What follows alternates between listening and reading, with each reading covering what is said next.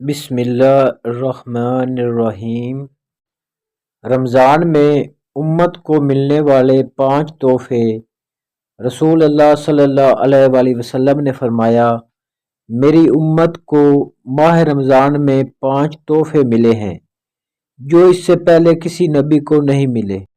پہلا یہ کہ جب رمضان کی پہلی رات ہوتی ہے تو اللہ تعالیٰ ان کی طرف نظر التفات فرماتا ہے، اور جس پر اس کی نظر رحمت پڑ جائے اسے کبھی عذاب نہیں دے گا۔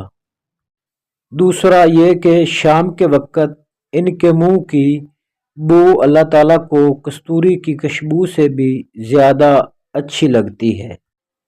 تیسرا یہ کہ فرشتے ہر دن اور ہر رات ان کے لیے بخشش کی دعا کرتے رہتے ہیں۔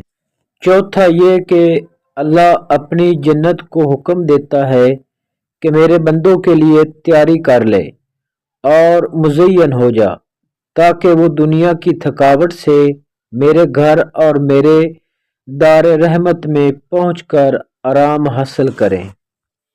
پانچواں یہ کہ جب رمضان کی آخری رات ہوتی ہے ان سب کو بخش دیا جاتا ہے۔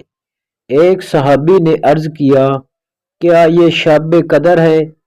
آپ صلی اللہ علیہ وآلہ وسلم نے فرمایا، نہیں، کیا تم جانتے نہیں ہو کہ جب مزدور اپنے کام سے فارغ ہو جاتے ہیں تو انہیں پوری مزدوری دی جاتی ہے۔ اس حدیث کو امام بہقی نے بیان کیا ہے۔